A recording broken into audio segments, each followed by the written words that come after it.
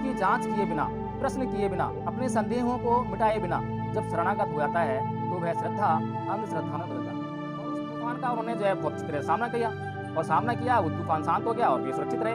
तो ऐसा देखकर जो वहाँ पर जो तिब्बत के लोग थे, गौड़ संप्रदाय में विश्वास करने वाले लोग थे, चमत्कारों में विश्वास करने वाले लोग थे, उनके भीतर एकाएक जो है वो पद्म संभव जी जो है उनके भीतर श्रद्धा उत्पन्न हुई और वहाँ से जो है बुद्ध के धम्म की जो कहानी थी तिब्बत में वो शुरू हो गई।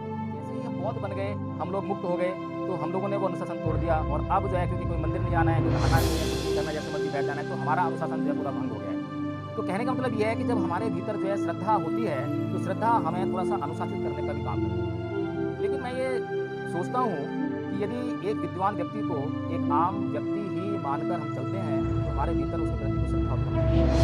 इसीलिए परम पूज्य बाबा जी की ये सोच रही होगी कि कुछ ना कुछ तो मतलब जो है वहाँ पर ऐसा रखा जाए, जिससे कि लोगों के भीतर जो है भगवान बुद्ध जितना महान व्यक्तित्व लिए हुए इस दुनिया से गए हैं, तो उनके प्रति लोगों के भीतर श्रद्धा उत्पन्न हो।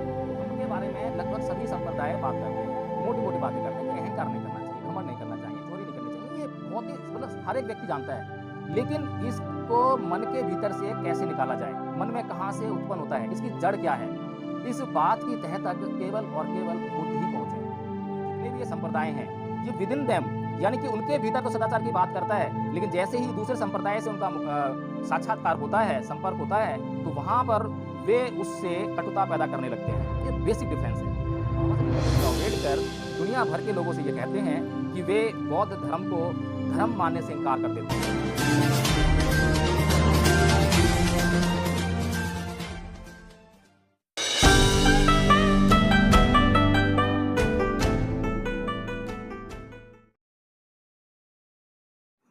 परम पूज्य बाबा साहेब डॉक्टर भीमराव अम्बेडकर ने जो व्यक्तित्व इस देश में प्राप्त किया इंटरनेशनल लेवल का, उस व्यक्तित्व में श्रद्धा रखकर या उसका सम्मान करते हुए जो 14 अक्टूबर सन 1956 को लाखों लोगों ने धम्म की दीक्षा ली।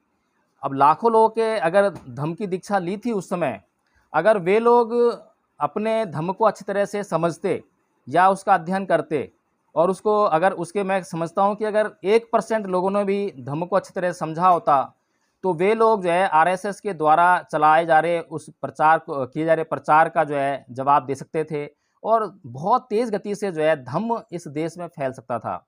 लेकिन ऐसा नहीं हो पाया, ये दुर्भाग्यपूर्ण बात रही। तो जो पहला जो प्रश्न है कि व्हाट इज़ धम्मा? धम्म और धर्म 2 शब्द हैं जो कि भाषा को बताते हैं कि ये भाषा से जुड़े हुए शब्द हैं, क्योंकि धर्म शब्द जो है संस्कृत में प्रयोग होता है और धम्म शब्द जो है वो पाली में प्रयोग होता है। जब हम त्रिपिटक लिटरेचर पढ़ते हैं तो उसमें दोनों शब्द मिलते हैं, धर्म शब्द भी मिलता है और धम्म शब्द भी मिलता है। लेकिन इसके बावजूद परम पूज्य बाबा साहेब डॉक्टर भीमराव अम्बेडकर ने धर्म और धम्म को लेकर जो है एक पूरा चैप्टर लिखा और उसमें यह बताने का प्रयास किया कि इन दोनों के बीच में डिफरेंस क्या है।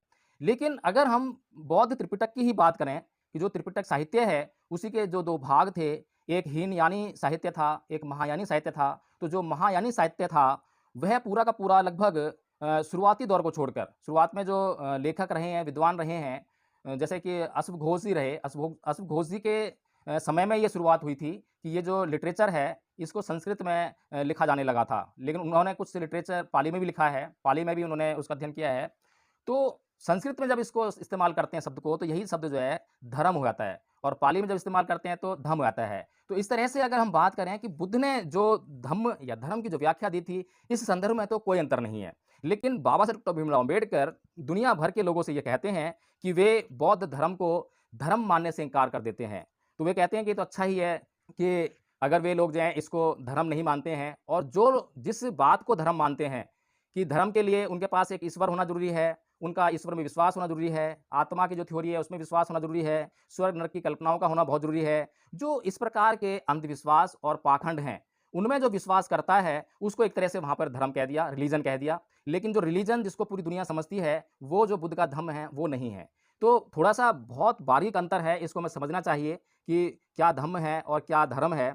इसके अलावा ये जो what is Dhamma, it is very important. कि ये बहुत महत्वपूर्ण है कि हमें ये समझ में आना चाहिए तुरंत ही। जैसे ही कोई सवाल करता है कि भई हम तो हिंदू धर्म को मानने वाले हैं, तुम बौद्ध धर्म को मानने वाले हो। अब यहाँ पर हमारे लोग जो हैं थोड़ा-सा विवाद में पड़ जाते हैं और उल्टे-सीधे आर्गुमेंट मुझे देखने को मिलते हैं। हमें सीधा-सीधा हम ये बात कह सकते हैं कि देखिए भाई, आप अगर हिंदू धर्म को मानने वाले हैं, तो आपके हिसाब से धर्म है क्या? जब वह धर्म की व्याख्या करेगा, तो उसकी व्याख्या में वही अंधविश्वास, पाखंड, कर्मकांड, घंटी बजाना, मंदिर जाना, धोख जमाना वगैरह-वगैरह, यही चीज़ें उसमें शामिल होंगी, इन्हीं का वजह परिभाषित करेगा। उस बात को वह कभी भी छू भी नहीं पाता है। एक हिंदू या एक मुस्लिम, जितने भी संप्रदाय हैं दुनिया भर के, वे कभी भी इस बात को छू ही नहीं पाते हैं। और जबकि बहुत ही सिंपल सी बात भगवान बुद्ध ने कह दी है कि सब पापस्य अकर्णं कुशलस्य उपसंपदा चित्त पर्योदपनं एतं बुद्धानुशासनं। अब ये इतने कम शब्दों में और इतनी बड़ी बात को समझा देना, ये किसी भी धम्म के, किसी भी जो दुनिया भर के जो धर्म हैं, उन लोगों ने इस बात को छुआ तक नहीं है।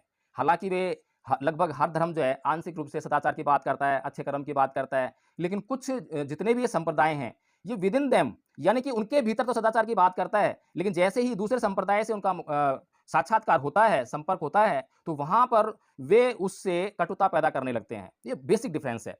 जबकि बुद्ध का धम्म जो है, वो मनुष्य को मनुष्य समझता है। वह मनुष्य को एक सांप्रदायिक, एक सामुदायिक, एक वर्ग से निहित व्यक्ति नहीं समझता है कि ये इस संप्रदाय का है, ये इस वर्ग का है, ये इस जाति का है, ये इस भाषा का है, इस क्षेत्र का है। ऐसा कोई भी भेद जो है भगवान बुद्ध धर्म को बताते हुए नहीं करते हैं। उनके सामने जब वे धर्म का प्रतिपादन करते हैं, तो उनके सामने एक मनुष्य मनुष्य है, प्राणी प्राणी है, पशु पशु है, और उनके हिसाब से जिस प्रकार से आचरण किया जाना चाहिए, उचित आचरण, सम्यक शब्द का उपयोग करते हैं, जो कि जिसका अर्थ हम कह सकते हैं कि उचित। उचित आचरण जब करता है, तो उसे धम्म कहते हैं। जब यही आचरण जो है अनुचित हो जाता है, तो उसको अधम्म कहते हैं। ये सीधी-सी परिभाषा है कि भैया सही काम करो और गलत काम मत करो। 5 सील भी मोटे-मोटे तौर पर जो बुद्ध ने गृहस्थों के लिए बताए हैं, और भिक्षुओं के लिए भी वे संकल्प आते हैं भिक्षुओं के लिए, और तीसरा सील उसमें बदल जाता है भिक्षुओं के लिए। तो ये जो सील बताए हैं, ये यही बताने के लिए हैं कि क्या पाप है और क्या पुण्य है। और हम ये देखते हैं कि जो पंचशील हैं, वो नेगेटिव हैं। इसके पीछे भी कारण है। कुछ लोगों ने जो है पॉजिटिव पंचशील बना ली है, और पॉजिटिव पंचशील बनाकर जो है उसको सकारात्मक रूप से लेने का प्रयास करते हैं। वो भी एक अच्छी बात है कि हम जब तक कोई सकारात्मक कार्य नहीं करेंगे, जब तक नेगेटिव जो कार्य हैं उनका एलिमिनेशन नहीं हो पाता है, वो माइंड से नहीं निकल पाते हैं, इसलिए सकारात्मक कार्यों का करना बहुत ज़रूरी है।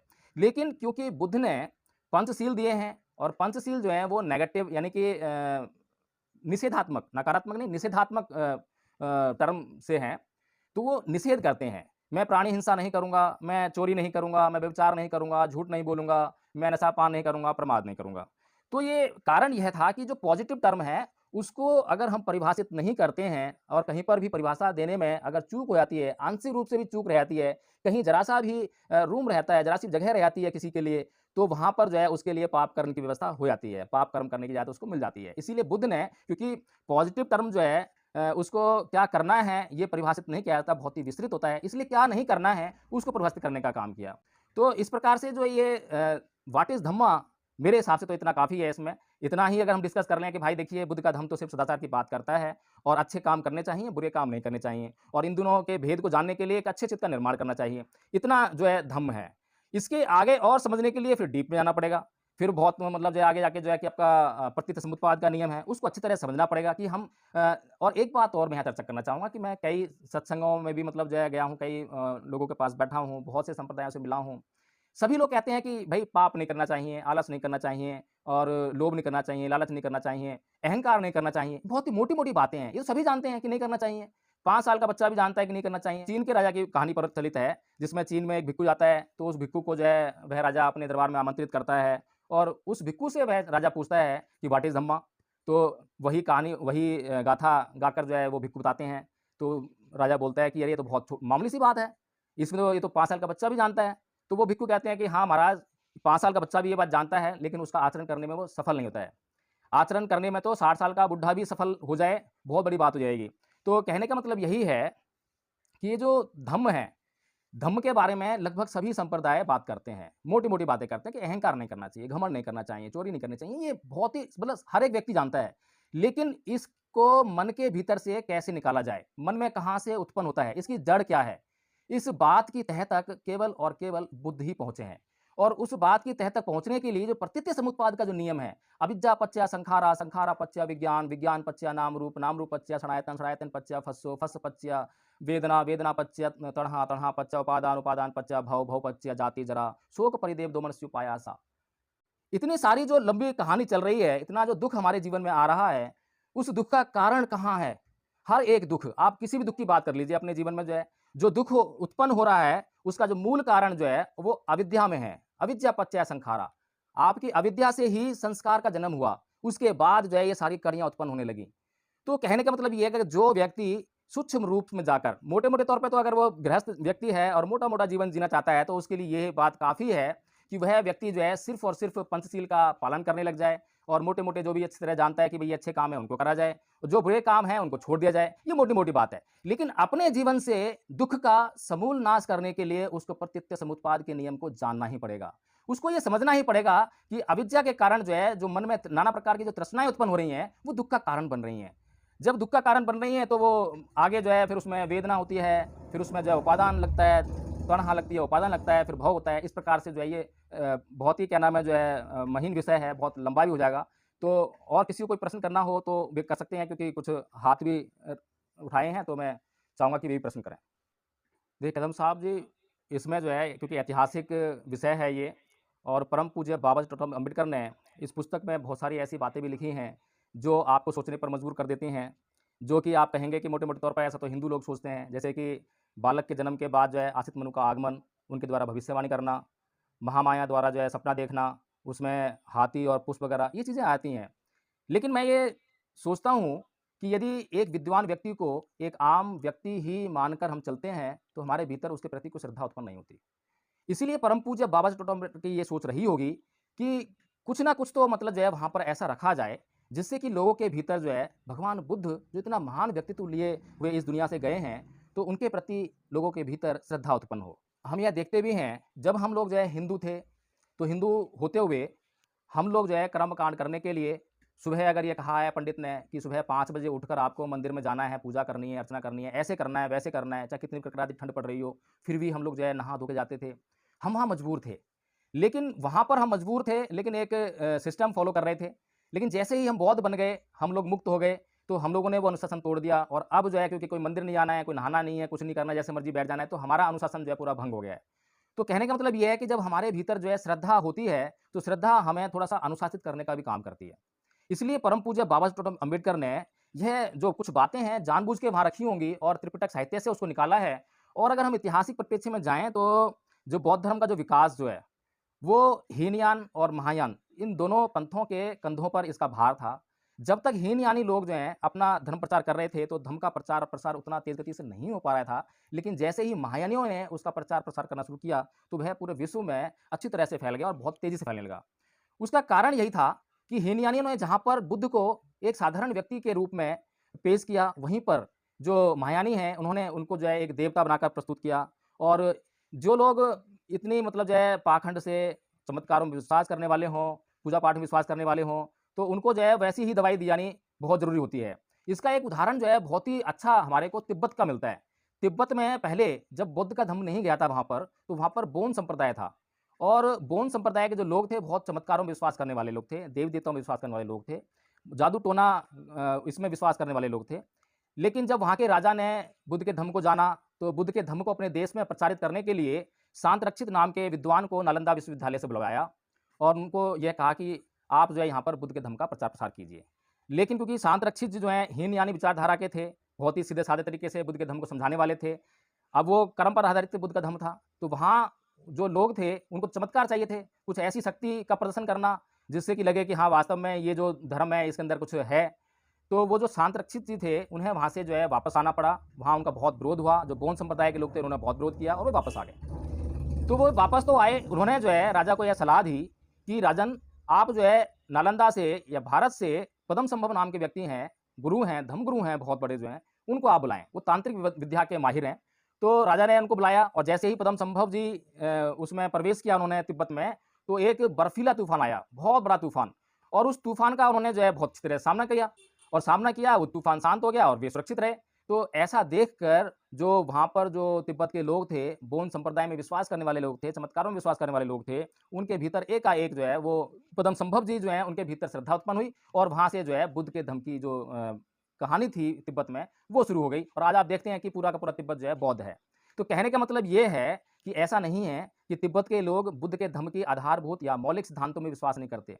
वे जो मौलिक सिद्धांत हैं, उनमें पूरा विश्वास करते हैं, पंचशील का पूरा पालन करते हैं, अच्छी तरह पालन करते हैं, बल्कि हमसे ज़्यादा पालन करते होंगे। लेकिन उसके साथ ही उनमें एक दैवीय शक्ति के रूप में भी बुद्ध को देखते हैं, चमत्कार के रूप में भी बुद्ध को देखते हैं। तो ये सब बातें हैं। तो कुल मिलाकर ये है कि जो श्रद्धा है, वो भी होना बहुत ज़रूरी है और विशेष तौर पर भारत के लोगों के लिए, क्योंकि भारत के लोग जो हैं हिंदू धर्म छोड़कर बौद्ध धर्म में आए हैं। अब हिंदू धर्म के देवताओं में उनकी श्रद्धा थी, सब कुछ था। और एक बात और मैं यहाँ डिस्कस करना चाहूँगा कि श्रद्धा कैसी होनी चाहिए? श्रद्धा अंधश्रद्धा ना बदले, इसका हमें पूरा वो होना चाहिए, विश्वास होना चाहिए। तो श्रद्धा अंधश्रद्धा कब बदल जाती है? जब कोई व्यक्ति किसी की शरण में उसकी जांच किए बिना, प्रश्न किए बिना, अपने संदेहों को मिटाए बिना जब शरणागत हो जाता है, तो वह श्रद्धा अंधश्रद्धा में बदल जाती है। वह श्रद्धा श्रद्धा नहीं रहती। तो इसीलिए इस प्रयोजन में आलवक सूक्त जो है बहुत इंपॉर्टेंट है। तो जो आलवक सूक्त है, उसमें आलवक जो है बुद्ध से बहुत ऊँचे-ऊँचे प्रश्न करता है और वह बुद्ध को धमकी भी देता है कि हितथागत, अगर आपने मेरे प्रश्नों का समुचित उत्तर नहीं दिया, तो मैं आपको पागल कर दूँगा, आपके हृदय को फाड़ दूँगा और आपके पैर पकड़कर गंगा के पार फेंक दूँगा। तो बुद्ध कहते हैं, ठीक है भाई, पहली बात तो ये है कि संसार में कोई ऐसा व्यक्ति नहीं है, ना देवता, ना मनुष्य है, जो मेरे साथ में ऐसा कर सके, लेकिन फिर भी प्रश्न कर। तो आलवक जो है इसी तरह के बहुत ऊँचे-ऊँचे प्रश्न उठाता है और जब उसके प्रश्नों का समुचित उत्तर बुद्ध दे देते हैं, तो बुद्ध उसके बाद भी उसको बोलते हैं कि हे आलवक, अगर तुझे मेरे उत्तरों पर भरोसा ना हो, तुझे लगता हो कि ये प्रश्न उत्तर जो है सही है, गलत हैं, तो तू ब्राह्मणों और लोगों से जो जाके पूछ सकता है। तो आलवक कहता है कि नहीं, मैं जान गया हूँ कि ये सारे जो प्रश्नों के उत्तर आपने दिए हैं, बहुत अच्छी तरह से दिए हैं। और उसके बाद जो है आलवक बुद्ध को कहता है कि अब मैं आजीवन आपके धम्म का प्रचार-प्रसार करूँगा। तो कहने का मतलब ये है कि जो परम पूज्य बाबा साहेब अम्बेडकर को बहुत ही श्रद्धा से देखते हैं, उनका सम्मान करते हैं और केवल इसलिए बुद्ध का धर्म अपना लेते हैं, इससे काम चलने वाला नहीं है। फिर आप बुद्ध के धर्म को आगे नहीं बढ़ा पाएँगे। आप खुद तो बौद्ध बन जाएँगे, आप अपने परिवार को बौद्ध नहीं बना पाएँगे। आप खुद तो बौद्ध बन जाएँगे, लेकिन अपने अड़ास-पड़ोस को आप जो है बौद्ध नहीं बना पाएँगे, अपने समाज को बौद्ध नहीं बना पाएँगे। इस देश में प्रचार नहीं हो पाएगा, क्योंकि आपके भीतर प्रश्न पैदा नहीं हुए। आपके भीतर प्रश्न पैदा नहीं हुए, तो आपने उनका उत्तर नहीं खोजा और इस तरह से आपका अध्ययन अधूरा रह गया। बिना अध्ययन के आपने धर्म का परिवर्तन कर लिया, तो वो धर्म परिवर्तन नहीं है। वो तो मज़हब का परिवर्तन है, संप्रदाय का परिवर्तन है, मंदिर का परिवर्तन है, वेशभूषा का परिवर्तन है, दाढ़ी-मूछ का परिवर्तन है। हर चीज़ का परिवर्तन कर लिया, लेकिन जो परिवर्तन होना चाहिए था, यानी स्वभाव का परिवर्तन होना चाहिए था, वो तो हुआ ही नहीं। आपकी मानसिकता तो अभी भी वैसी ही है। आप उसी तरह सोचते हैं, एक जिस तरह से हिंदू व्यक्ति सोचता है, उसके सोचने में हमेशा हिंसा समाई होती है। हर बात का अल्टीमेटली उसके पास जवाब जो है हिंसा में ही होता है। उसी प्रकार से आप भी सोच रहे हैं। तो आपके सोचने में और एक हिंदू व्यक्ति के सोचने में क्या फ़र्क हो गया? तो इसीलिए श्रद्धा होनी चाहिए, लेकिन वो अंधश्रद्धा ना बन जाए, इसलिए हमेशा जागरूक रहें और जागरूक रह के जो है अपने भीतर जो हमेशा प्रश्न करते रहें, अपने शास्त्रा से भी प्रश्न करने का प्रयास करें। जी मंत्री जी, आपकी उँगली दिखाई दे रही है।